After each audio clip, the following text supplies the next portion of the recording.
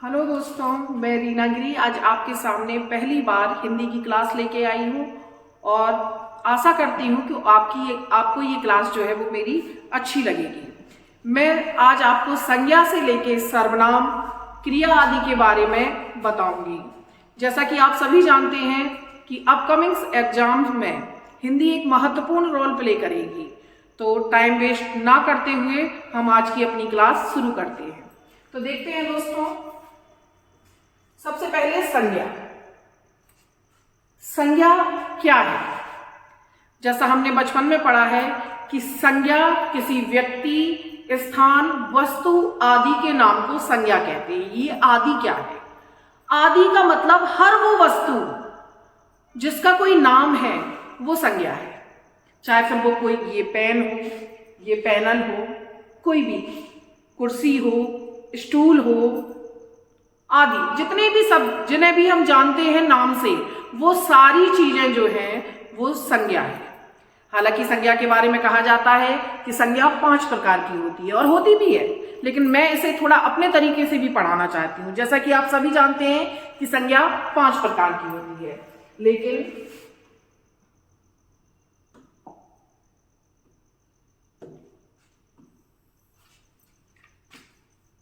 संज्ञा, तो संज्ञा को सबसे पहले हम 3 भागों में बांटते हैं। सबसे पहला जो है पार्ट है वो है प्रॉपर नाउन, इंग्लिश में जिसे हम जानते हैं प्रॉपर नाउन, जिसको कहते हैं व्यक्तिवाचक संज्ञा। और दूसरी जो होती है वो होती है काउंटेबल,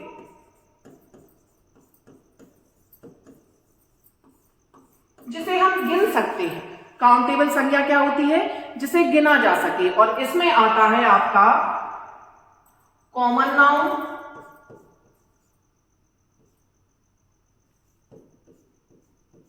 और कलेक्टिव नाउन।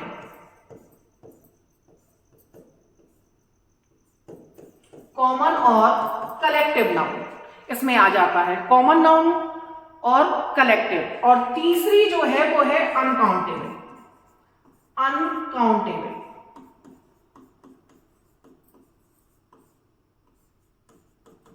जिसमें आपके आते हैं मटेरियल नाउन और एब्स्ट्रैक्ट नाउन। मटेरियल नाउन यानी द्रव्यवाचक संज्ञा, और एब्स्ट्रैक्ट नाउन जो होते हैं वो होती है भाववाचक संज्ञा। तो टोटल मिला के कितनी संज्ञा हो गई? 5। ठीक है। प्रॉपर नाउन यानी व्यक्तिवाचक संज्ञा, कॉमन नाउन यानी कि जातिवाचक संज्ञा, कलेक्टिव नाउन यानी समूहवाचक संज्ञा, और अनकाउंटेबल में आते हैं मटेरियल नाउन यानी द्रव्यवाचक संज्ञा और एब्स्ट्रैक्ट नाउन यानी भाववाचक संज्ञा। तो टोटल संज्ञा मिला के कितनी हो गई? 5। तो सबसे पहले हम आते हैं व्यक्तिवाचक संज्ञा पर।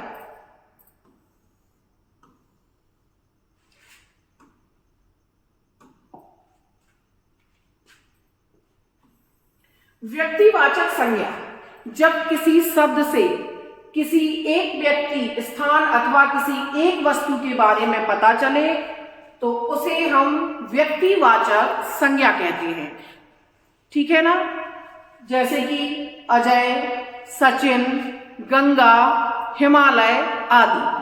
बहुत सिंपल सी बात है। जैसे कभी कभी हम कहते हैं ना कि हम जा रहे हैं, कहाँ? गांव। तो गांव का प्रॉपर नाम क्या है? तो जैसे कि प्रॉपर, जैसे मैं मौरानीपुर से हूं तो मौरानीपुर, ये क्या है? ये जो है वो कौन सी संज्ञा है? व्यक्तिवाचक संज्ञा। दूसरे नंबर पे हम चलते हैं,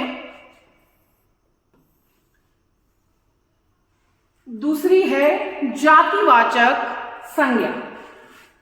जातिवाचक संज्ञा जो है किसी जाति, समूह से बनती है, यानी जब आप किसी समूह के बारे में बात करें तो उसे कहते हैं जातिवाचक संज्ञा।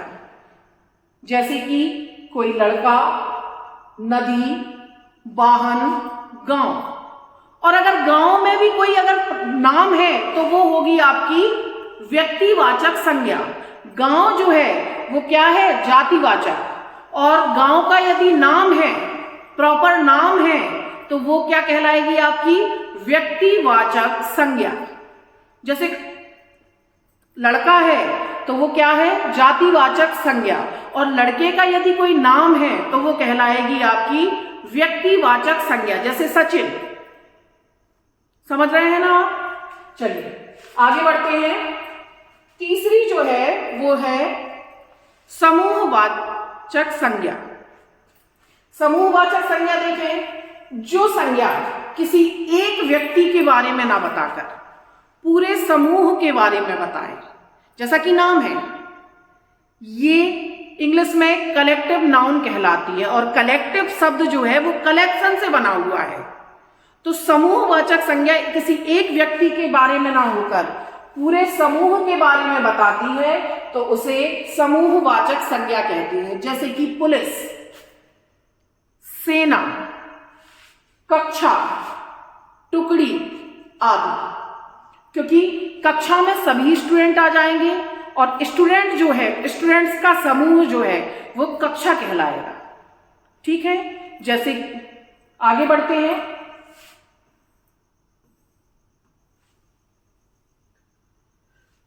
चौथी जो है वो है द्रव्यवाचक संज्ञा, और इसको इंग्लिश में कहते हैं मटेरियल नाउन, जो कि अनकाउंटेबल में आती है। मटेरियल नाउन यानी कि जिससे किसी वस्तु के, मटेरियल क्या कहते हैं ना, किस मटेरियल का बना है, तो उसी प्रकार से जिससे किसी वस्तु के बने होने का पता चले, वो कहलाती है आपकी द्रव्यवाचक संज्ञा। जैसे सोना, चांदी, चावल, शक्कर, गेहूं, ऊन, ये मटेरियल है, और इसी वजह से इसको क्या कहा जाता है, मटेरियल नाउन यानी कि द्रव्यवाचक संज्ञा। और 5वें नंबर पर आते हैं हम, ये है भाववाचक संज्ञा। देखते हैं जरा। भाववाचक संज्ञा भी अनकाउंटेबल नाउन में आती है, क्योंकि भाव पता चलते हैं, ये ना तो काउंटेबल है। आप देखें, किसी भाव, गुण, दशा आदि का ज्ञान कराने वाले शब्दों को भाववाचक संज्ञा कहती हैं। ना तो ये गिने जा सकते हैं और ना ही ये दिखाई देते हैं, सिर्फ हम इनको फील कर सकते हैं और हम इन्हें महसूस कर सकते हैं, इसीलिए ये अनकाउंटेबल नाउन में आती है। जैसे कि क्रोध, लालिमा, आप देखते हो किसी के चेहरे पे कोई शर्मा गया तो उसके चेहरे पर लालिमा आ गई, तो उस चीज को हम फील कर सकते हैं। ठीक है, जैसे मिठास, वो चीनी वाली नहीं, मिठास शब्दों की, बड़ी अच्छा लगता है सुन के, कोई आपसे बहुत अच्छे से बात करे, कैसे हो और क्या है, तो वो मिठास उसके स्वभाव में झलकती है। तो यही जो है वो है एब्स्ट्रैक्ट नाउन यानी कि भाववाचक संज्ञा। तो ये पांचों नाउन जो हैं वो हो गए हैं। अब आगे बढ़ते हैं, संज्ञा के बाद हम आते हैं सर्वनाम पर। सर्वनाम बड़ी सिंपल सी बात है। सर्वनाम, अब देखिए दोस्तों, सर्वनाम वो शब्द हैं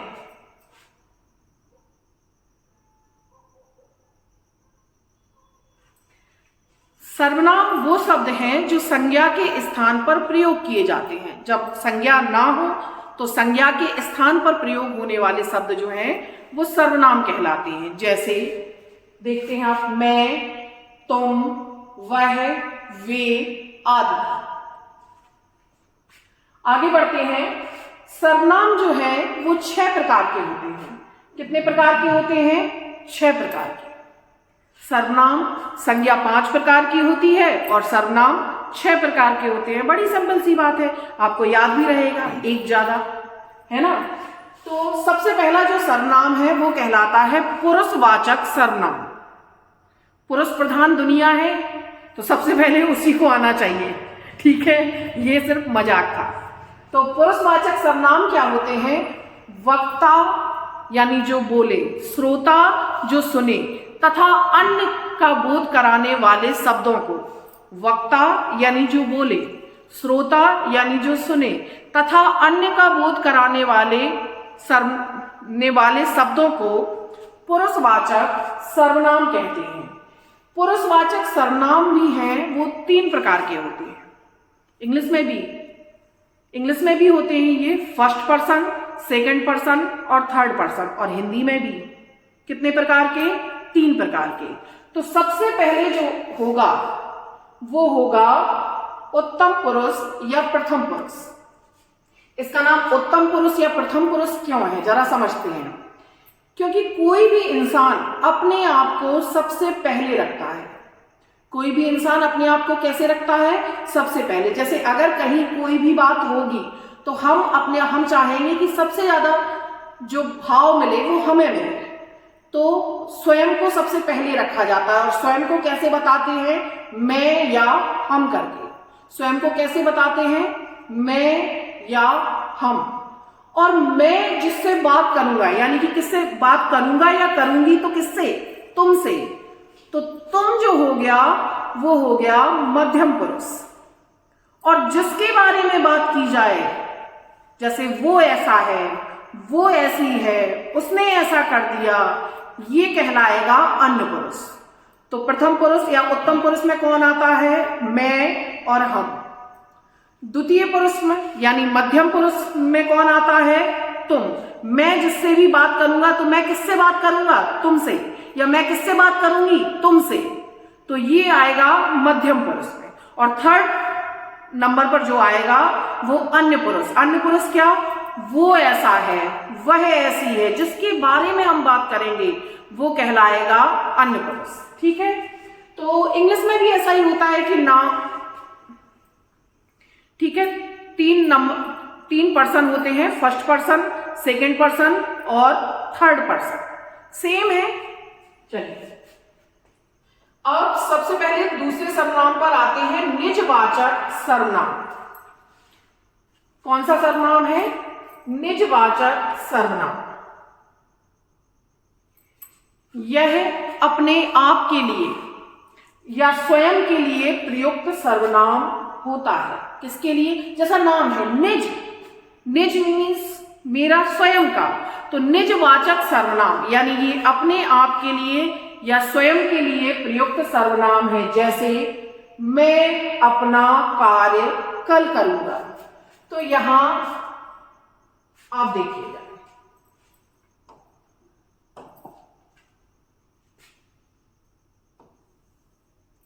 कार्य किसका है? अपना। तो ये जो है वो कहलाएगा आपका निजवाचक सर्वनाम। मेरे ख्याल से आप समझ गए होंगे। आगे बढ़ते हैं।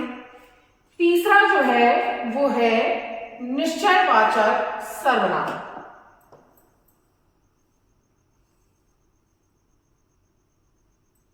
निश्चयवाचक सर्वनाम, इंग्लिश में इसको डेमोन्स्ट्रेटिव प्रोनाउन भी कहते हैं, जैसे कि दिस और दैट। इंग्लिश में भी आपने इसको सुना होगा, क्या कहते हैं? Demonstrative pronoun. यानी कि दिस मीन्स यह और दैट मीन्स वह। तो जो निश्चयवाचक सर्वनाम है ये वही है। अब इसकी परिभाषा देखते हैं कि किसी भी वस्तु को संकेत करने के लिए, किसी भी वस्तु को संकेत करने के लिए जिस सर्वनाम का प्रयोग करते हैं उसे निश्चयवाचक या संदेशवाचक सर्वनाम कहते हैं। संकेत करने के लिए प्रयोग करते हैं ना, ठीक है। अब जैसे मैं कहूं कि वह मेरी कार है, तो मैंने संकेत किया, कौन सी कार? वह। यह मेरा घर है, दिस इज माई हाउस, तो हम संकेत करके किसको कह रहे हैं? यह। यानी कि ये यह और वह जो है वो निश्चयवाचक सर्वनाम कहलाते हैं। और इंग्लिश में ये डेमोन्स्ट्रेटिव प्रोनाउन कहलाते हैं। यह मेरी कार है, वह मेरा घर है। तो यह और वह जो है वो निश्चयवाचक सर्वनाम कहलाते हैं। आगे बढ़ते हैं दोस्तों।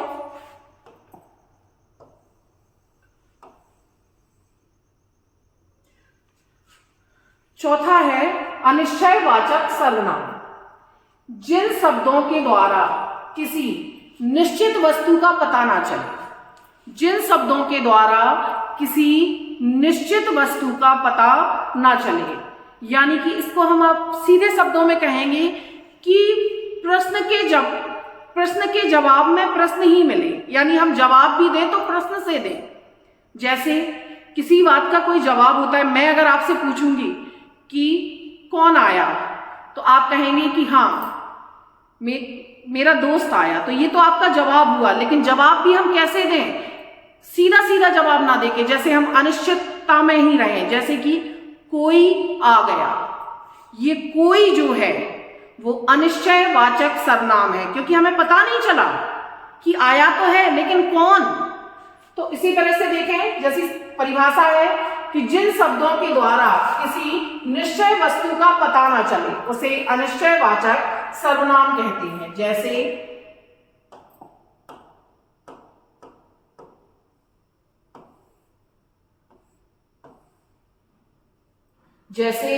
कोई आ गया, ये क्या है? आपको पता चल रहा है कि कौन आया है, यानी निश्चित नहीं है, निश्चय नहीं है कि कोई आया है। दूसरा, कोई मिल गया या कोई खो गया।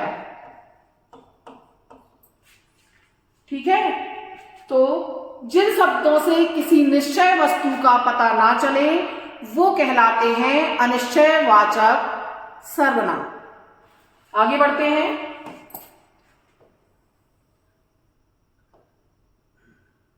संबंधवाचक सर्वनाम, जिस सर्वनाम से किसी दूसरे सर्वनाम का संबंध स्थापित किया जाए, जिस सर्वनाम से किसी दूसरे सर्वनाम का संबंध स्थापित किया जाए वो संबंधवाचक सर्वनाम कहलाता है। जैसे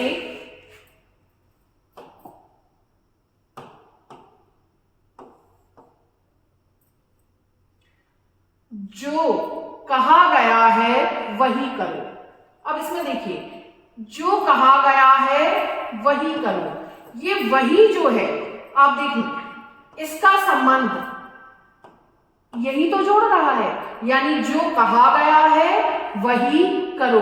तो ये जो वही है वो कहलाएगा आपका संबंधवाचक सर्वनाम। क्या करने को कहा गया है? वही जो कहा गया है। क्लियर है? चलिए आगे बढ़ते हैं फिर।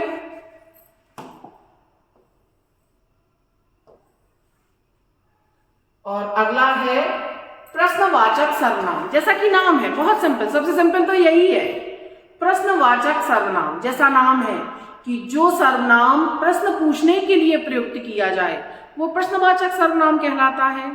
जैसे कौन आ गया, तो ये क्या है? मैंने आपसे प्रश्न किया कि कौन आ गया, तो ये क्या है?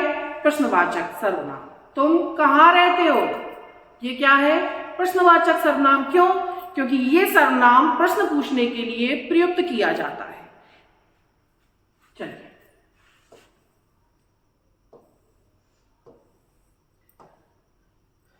अब संज्ञा और सर्वनाम के बाद आगे चलते हैं विशेषण पर। विशेषण जैसा कि नाम है, विशेषण जो शब्द संज्ञा एवं सर्वनाम की विशेषता बताते हैं।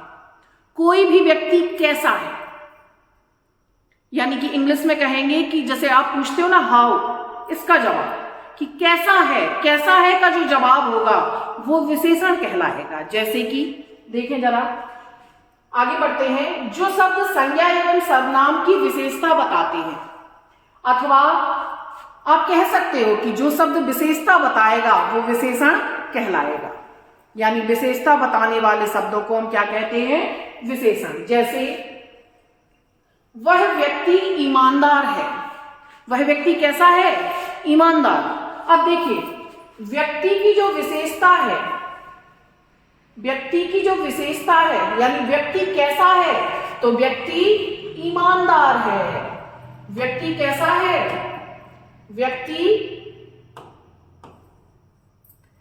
व्यक्ति की जो विशेषता है वो किससे दिखाई दे रही है? कि जो व्यक्ति है वो ईमानदार है, या व्यक्ति कैसा है? बेईमान है। ठीक है, तो विशेषता बताने वाला शब्द ही विशेषण कहलाता है। और व्यक्ति की विशेषता क्या है कि वो ईमानदार है, और यहाँ ईमानदार जो है वो विशेषण होगा। Is that clear? आप आशा करती हूं कि आप समझ रहे होंगे। आगे बढ़ते हैं।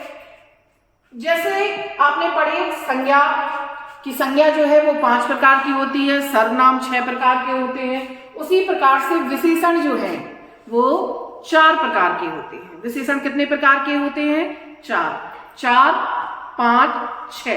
संज्ञा 5, सर्वनाम 6 और विशेषण 4। तो सबसे पहले आगे बढ़ते हैं। सबसे पहले आते हैं गुणवाचक विशेषण। तो गुणवाचक विशेषण में देखिए जरा, संज्ञा या सर्वनाम के गुण स्वभाव आदि की विशेषता बताने वाले शब्द।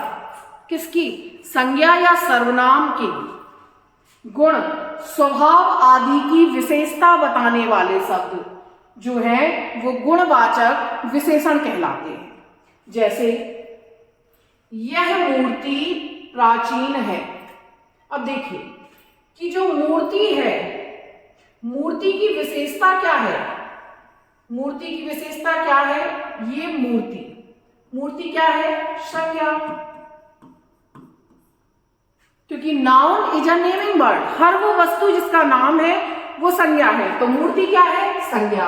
अब देखो, संज्ञा या सर्वनाम की विशेषता बताने वाले। अब मूर्ति की विशेषता क्या है कि मूर्ति प्राचीन है, और ये जो प्राचीन शब्द है वो होगा विशेषण। और कौन सा विशेषण?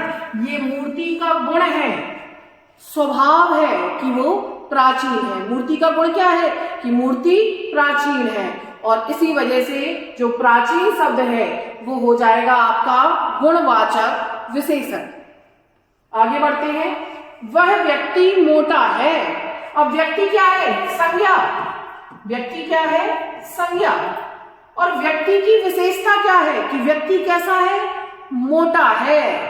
इसका मतलब है कि व्यक्ति की विशेषता जो है वो उसका मोटा होना है, और मोटा होना जो है वो है विशेष। मोटा शब्द जो है वो विशेषण है। और कैसा विशेषण? गुणवाचक विशेषण। व्यक्ति का गुण क्या है कि व्यक्ति मोटा है। आगे बढ़ते हैं।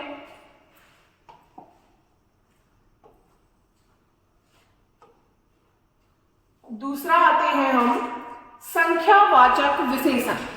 जैसा कि नाम है संख्यावाचक विशेषण, तो संख्याओं पर आधारित होगा। अब देखते हैं, जिन शब्दों से संज्ञा या सर्वनाम की संख्या को बताया जाए, जिन शब्दों से संज्ञा या सर्वनाम की संख्या को बताया जाए वो संख्यावाचक विशेषण कहलाते हैं। बड़ी सिंपल सी तो चीज है। ये भी 2 प्रकार के होते हैं। एक तो संख्यावाचक विशेषण कहलाते हैं। यह कितने प्रकार के होते हैं? 2। कौन कौन से? एक तो होता है निश्चित संख्यावाचक विशेषण, जिसमें हमें किसी निश्चित संख्या के बारे में पता चलेगा, और दूसरा अनिश्चित संख्यावाचक विशेषण। निश्चित संख्यावाचक विशेषण क्या होता है? जैसे कि 10 लड़के मैदान में हैं, तो यह एक निश्चित संख्या हो गई कि कितने लड़के, हाउ मैनी, 10 बॉयज, यानी 10 लड़के जो हैं वो मैदान में हैं। तो ये क्या कहलाएगा? आपका निश्चित संख्यावाचक विशेषण। और अनिश्चित में क्या होगा? कई लड़के मैदान में हैं या कुछ लड़के मैदान में हैं। तो इससे हमें संख्या क्लियर नहीं हो रही है कि कितने लड़के। इसका मतलब है कि ये अनिश्चित है, और जब अनिश्चित होगा तो यह अनिश्चित संख्यावाचक विशेषण कहलाएगा। तो 2 प्रकार होते हैं, वो भी संख्यावाचक विशेषण के, एक निश्चित संख्यावाचक और एक अनिश्चित संख्यावाचक। ठीक है, आगे बढ़ते हैं। तीसरा विशेषण जो है वो है परिमाण बोधक विशेषण। अब जैसा नाम है परिमाण, और परिमाण शब्दों से वस्तु के बारे में पता चलेगा, क्योंकि किसी मनुष्य का तो परिमाण, हम आपसे ये थोड़ी पूछेंगे कि आपका परिमाण क्या है, तो किसी मनुष्य के बारे में पता नहीं चलेगा। किसके बारे में पता चलेगा? वस्तु के। जिन शब्दों से मात्रा का पता चले वो परिमाण बोधक विशेषण कहलाते हैं। जैसे वह प्रतिमाह 10 किलो चीनी खरीदता है। तो चीनी कितनी खरीदता है, कितनी, 10 kg यानी 10 किलो। तो ये जो है वो कहलाएगा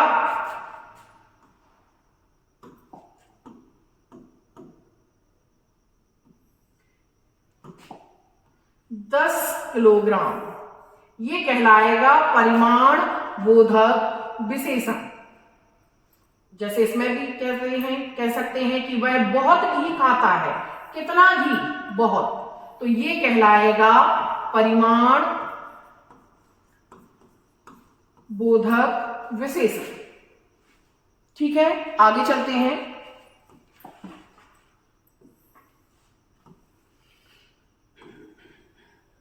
चौथा आते हैं सार्वनामिक विशेषण।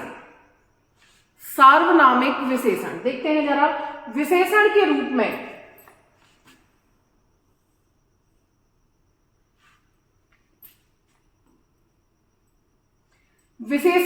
में प्रयोग किए जाने वाले शब्द सार्वनामिक विशेषण कहलाते हैं। विशेषण के रूप में प्रयोग किए जाने वाले शब्द सार्वनामिक विशेषण कहलाते हैं। अर्थात जो सर्वनाम शब्द संज्ञा के पहले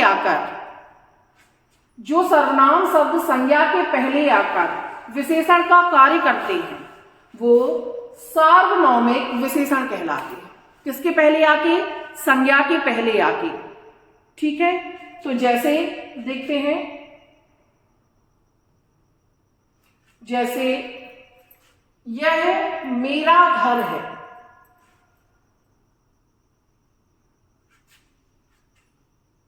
यह मेरा घर है। अब देखिए यहां यह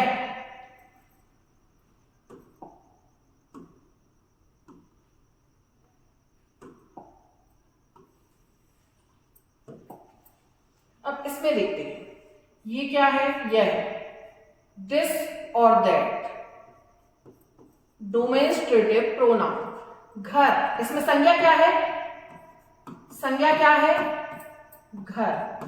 ये क्या है, सर्वनाम। अब देखो संज्ञा के पहले आकर उसकी विशेषता बताते हैं। अब देखिए घर की विशेषता ये है कि घर की विशेषता ये है कि घर मेरा है। This is my house. तो देखिए घर तो संज्ञा है और घर की विशेषता क्या है कि घर मेरा है। यानी देखिए ये जो है ये कहलाएगा आपका मौलिक सार्वनामिक विशेषण। ठीक है, अब देखते हैं जो सर्वनाम शब्द संज्ञा के पहले आकर विशेषण का कार्य करते हैं वो सार्वनामिक विशेषण कहलाते हैं। ये भी कितने प्रकार के होते हैं, 2 प्रकार के। जैसे कि सबसे पहले मौलिक सार्वनामिक विशेषण, वे सर्वनाम शब्द जो बिना रूप परिवर्तन के, जैसे नाम है मौलिक यानी सेम टू सेम, वे सर्वनाम शब्द जो बिना रूप परिवर्तन के मौलिक रूप में संज्ञा के पहले आकर उसकी विशेषता बताते हैं, मौलिक सार्वनामिक विशेषण कहलाते हैं। जैसे यह मेरा घर, मैंने आपको पहले भी बताया कैसे, यह मेरा घर। तो आप देखिए संज्ञा क्या है, घर। संज्ञा क्या है, घर। और घर की विशेषता क्या है कि घर जो है वो मेरा है। This is my house. तो घर की विशेषता क्या है कि घर मेरा है। आगे बढ़ते हैं, फिर आते हैं आपके यौगिक सार्वनामिक विशेषण। जैसा कि परिभाषा में आप देख सकते हो कि जो सर्वनाम रूपांतरित होकर, जैसा कि नाम है यौगिक, यौगिक जानते हैं 2 चीजों को मिलकर बनता है, यानी मौलिक रूप में ना आकर वो थोड़ा चेंज होके।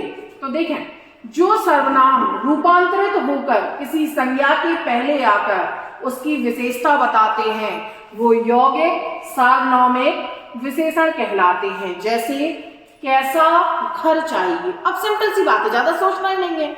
सबसे पहले संज्ञा के पहले आएंगे, संज्ञा के पहले आएंगे। और इन सब में जैसे ये सेंटेंस है, इसमें आपको संज्ञा क्या दिख रही है, संज्ञा क्या है, जाहिर सी बात है कि संज्ञा क्या है, ये घर, और किसके पहले आएंगे, संज्ञा के पहले। इसका मतलब है कैसा जो है वो यौगिक सार्वनौमिक विशेषण हुआ। क्लियर है, आपको समझ में आ रहा होगा। आगे बढ़ते हैं।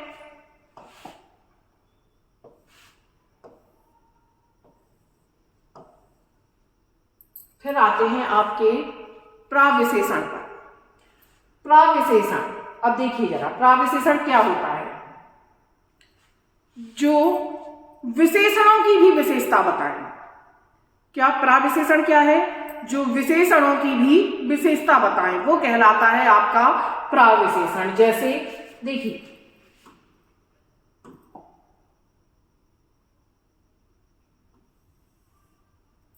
वह बहुत तेज दौड़ता है। अब आप सारे सेंटेंस में देखेंगे कि ये क्या है। तो सबसे पहले दौड़ना क्या है, क्रिया। वह क्या है, सर्वनाम।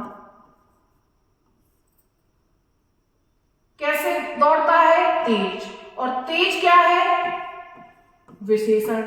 कि उसकी विशेषता है, देखिए उसकी विशेषता है कि वह तेज दौड़ता है। लेकिन प्राविशेषण क्या होता है, जो विशेषणों की भी विशेषता बताए। और विशेषण क्या है, तेज। और तेज में भी कितना तेज, बहुत तेज। तेज में भी कितना तेज, बहुत तेज। यानी जिस शब्द से हमें जो विशेषणों की भी विशेषता बताए वो कहलाएगा आपका प्राविशेषण। जैसे सेकंड उदाहरण लेते हैं हम, अदिति अत्यंत सुंदर है। अब देखिए अदिति नाम है, संज्ञा है, अदिति की विशेषता है।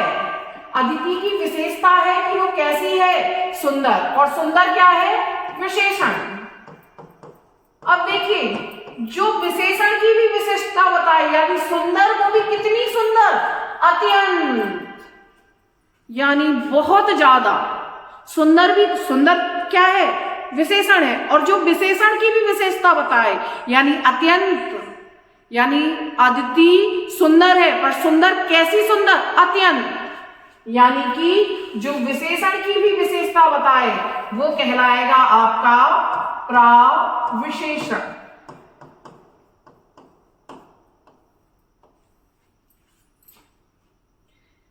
आशा करती हूं कि आपको ये समझ में आ रहा होगा और मेरी वीडियो अच्छी लग रही होगी। आगे बढ़ते हैं। फिर आते हैं आपकी क्रिया। क्रिया क्या है, हम सब लोगों ने बहुत सारी परिभाषाएं पढ़ी होंगी अपनी अपनी। किसी कार्य का होना या करना पाया जाए, इसको इंग्लिश में थोड़ा सा समझते हैं। Verb is an action word, यानी जरा भी हिलना डुलना कुछ भी पाया जाए वो क्रिया है। सब प्रकार की सारी चीजें जो होती हैं, जो हिल रही डुल रही, वो सारी, वो सब क्या है, क्रिया है, एक्शन वर्ड। अब देखिए खाना पीना सोना रहना जागना हंसना रोना, ये सब क्या है, क्रियाएं हैं। तो देखते हैं क्रियाएं भी दो प्रकार की होती है। क्रिया कितने प्रकार की होती है, दो प्रकार की। कौन कौन सी, एक होती है सकर्मक, जैसा नाम है सकर्म, और दूसरी होती है अकर्मक, यानी आ मीन्स नेगेटिव। आ क्या साउंड करता है, नेगेटिव। तो अकर्म यानी कर्म के बिना। तो जो कर्म के साथ होगी, वो जिसके साथ कर्म जुड़ा होगा वो कहलाएगी सकर्मक, और जो बिना कर्म के होगी वो कहलाएगी अकर्मक। तो क्रिया कितने प्रकार की होती है, दो प्रकार की। आप परिभाषा पढ़ते हैं, जिस शब्द से किसी कार्य का करना या होना पाया जाए उसे क्रिया कहते हैं। और क्रिया कितने प्रकार की, दो। सबसे पहले देखते हैं सकर्मक, जैसा कि नाम है सकर्म, यानी कर्म के साथ। सा का मतलब होता है साथ, जैसे सपरिवार, परिवार सहित। तो उसी प्रकार सकर्म यानी कर्म के साथ या कर्म सहित, यानी वह क्रिया जिसके साथ कर्म का होना आवश्यक है वो कहलाएगी हमारी सकर्मक क्रिया। जैसे सुनिधि गाना गाती है या शशांक खाना खाता है। अब इसमें देखते हैं आप क्या,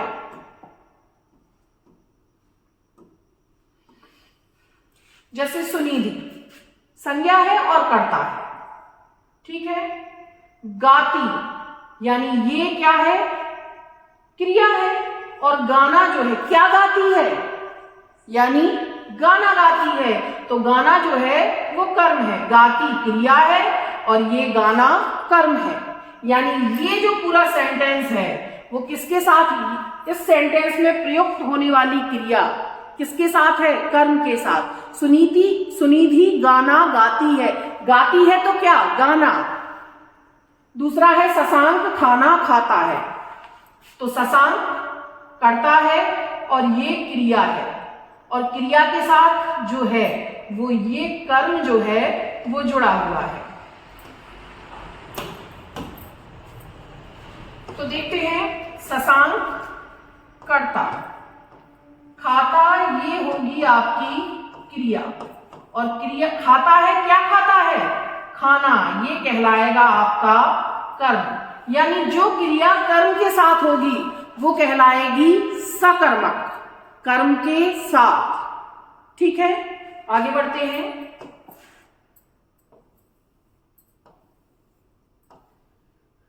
फिर आते हैं अकर्मक क्रिया, जैसे मैंने अभी बताया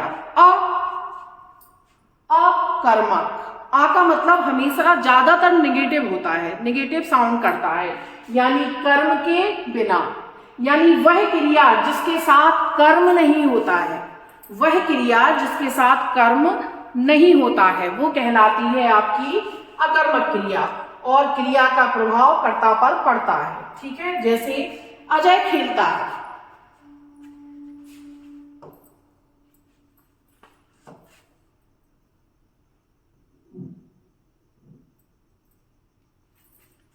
चलिए अजय खेलता है। अब इसमें देखिए अजय खेलता है, क्या खेलता है,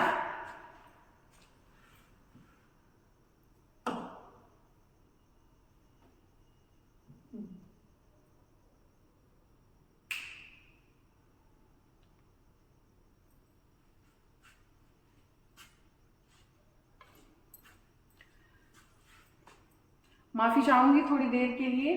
तो आप इसमें देखिए, जैसे अजय खेलता है, तो अजय क्या खेलता है, कुछ कर्म है क्या यहाँ पर कि फुटबॉल खेलता है या हॉकी खेलता है, नहीं है ना। तो इसमें कर्म नहीं है, सिर्फ कर्ता और ये क्रिया, तो ये कहलाएगी अकर्मक क्रिया। इसके बाद हम आते हैं क्रिया के अन्य प्रकार पर। तो आगे बढ़ते हैं क्रिया के अन्य प्रकार, जैसे सबसे पहले सहायक क्रिया। सहायक क्रिया, इसको इंग्लिश में कहते हैं हेल्पिंग वर्ब, ठीक है। तो सहायक क्रिया जो है वो मुख्य क्रिया के साथ मिलकर अर्थ को पूर्ण स्पष्ट कर देती है। कैसे कर देती है, अर्थ को पूर्ण स्पष्ट कैसे करती है, जरा देखते हैं। जैसे प्रभात घर जा रहा है, यानी है से ही समझ में आ रहा है कि वर्तमान में अभी भी अर्थ को स्पष्ट किया ना कि प्रभात जो है वो घर जा रहा है, अभी भी जा रहा है, यानी कि ये जो है ये कहलाएगी आपकी सहायक क्रिया। ये बता रही है, अगर इसकी जगह होता कि प्रभात घर जा रहा था तब भी अर्थ स्पष्ट होता कि गया था, यानी जा चुका है, वो भूतकाल वाली बात थी। तो सहायक क्रिया क्या है, जो सहायक क्रिया जो है जो मुख्य क्रिया के साथ मिलकर अर्थ को पूर्ण स्पष्ट कर रही है कि जा रहा है, अभी भी कंटिन्यू है, जा रहा है। क्लियर है। आगे बढ़ते हैं।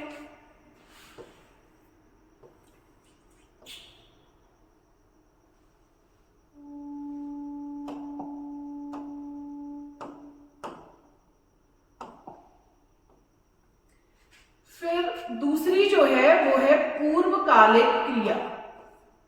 कौन सी, पूर्वकालिक क्रिया, यानी एक क्रिया के समाप्त होने के पश्चात दूसरी क्रिया प्रारंभ हो जाती है। एक क्रिया जो है वो समाप्त हो और उसके पश्चात दूसरी क्रिया प्रारंभ हो जाए, एक के बाद दूसरी क्रिया प्रारंभ हो जाए, तो जैसा कि नाम है पूर्वकालिक, जो पहली वाली क्रिया होती है वो कहलाएगी पूर्वकालिक क्रिया। इसको सीधे शब्दों में समझते हैं कि जब एक सेंटेंस में दो क्रियाएं दी जाएं, यानी एक के बाद जब दूसरी क्रिया शुरू हो जाए, तो जो पहली वाली क्रिया है, क्योंकि पूर्वकालिक है, पूर्व का मतलब होता है पहले, तो जो पहले वाली क्रिया होती है वो कहलाती है पूर्वकालिक क्रिया। जैसे नवीन खाना खाकर सो गया। अब देखिए दो क्रियाएं हैं, एक तो और ये सो गया।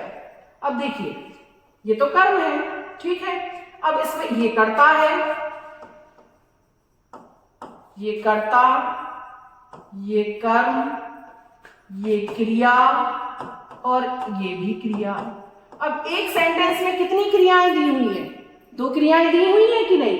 तो जो पहले वाली क्रिया होगी वो कहलाएगी पूर्वकालिक क्रिया। दो क्रियाएं हुई, खाना खाकर सो गया, और जो पहले वाली क्रिया होगी वो कहलाएगी आपकी पूर्वकालिक क्रिया। क्लियर है? आगे बढ़ते हैं। फिर आती है आपकी द्विकर्मक क्रिया। जैसा कि नाम है द्विकर्मक, द्वि का मतलब होता है दो और कर्मक का मतलब कर्म, यानी जिस क्रिया के साथ दो कर्म जुड़े हो। अभी पिछले सेंटेंस में क्या थी? दो क्रियाएं थी, और इसमें क्या है? द्विकर्मक, यानी दो कर्म। अब देखें जरा, जिस वाक्य में क्रिया के साथ दो कर्म जुड़े हो, क्रिया के साथ दो कर्म जुड़े हो, उसे द्विकर्मक क्रिया कहते हैं। जैसे अजय ने विजय को हिंदी पढ़ाई। अब देखते हैं,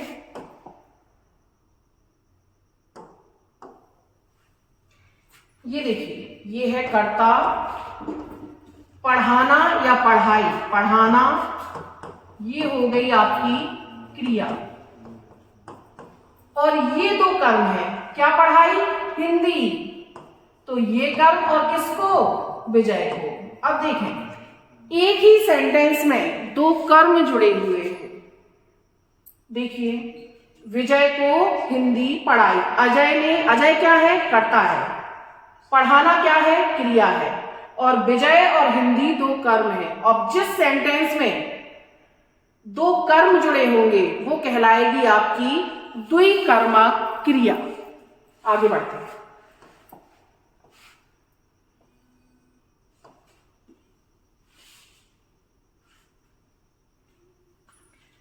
संयुक्त क्रिया, जैसा कि नाम है संयुक्त, संयुक्त का मतलब है साथ, जुड़ी हुई।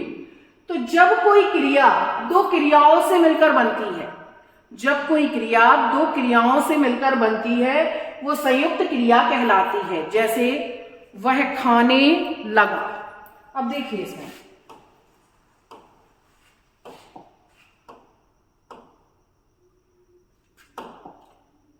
वह खाने लगा। अब देखिए दो क्रियाएं हैं, खाना, वह रोने लगा।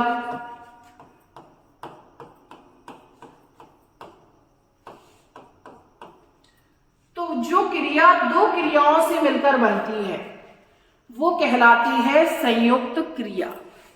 कौन सी क्रिया? संयुक्त क्रिया। आगे बढ़ते हैं। इसके बाद आती है आपकी क्रियार्थक संज्ञा। क्रियार्थक संज्ञा क्या होती है? देखिएगा, जब कोई क्रिया संज्ञा की भांति कार्य करती है, क्रिया कैसे कार्य करती है? संज्ञा की भांति, तो उससे क्रियार्थक संज्ञा कहते हैं। तो उस क्रिया को क्या कहते हैं? क्रियार्थक संज्ञा। तो जैसे देखें जरा, टहलना स्वास्थ्य के लिए लाभदायक है, टहलना स्वास्थ्य के लिए लाभदायक है। अब देखिए लाभदायक क्या है स्वास्थ्य के लिए? टहलना। अब देखिए टहलना है तो क्रिया, टहलना क्या है? टहलना है तो क्रिया, लेकिन टहलना कैसे कार्य कर रही है? संज्ञा की भांति। कैसे? स्वास्थ्य के लिए लाभदायक क्या है? टहलना। तो ये कहलाएगी क्रियार्थक संज्ञा। जैसे देश के लिए मरना शान की बात है, तो शान की बात क्या है? देश के लिए मरना।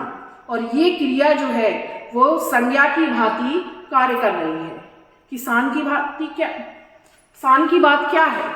देश के लिए मरना या टहलना। आगे, धूम्रपान स्वास्थ्य के लिए हानिकारक है, तो धूम्रपान करना स्वास्थ्य के लिए हानिकारक है। अब देखिए स्वास्थ्य के लिए हानिकारक क्या है? धूम्रपान। तो धूम्रपान है तो क्रिया, लेकिन कैसे कार्य कर रही है? संज्ञा की भांति। और जब कोई क्रिया संज्ञा की भांति कार्य करती है तो वो क्रियार्थक संज्ञा कहलाती है। आगे बढ़ते हैं।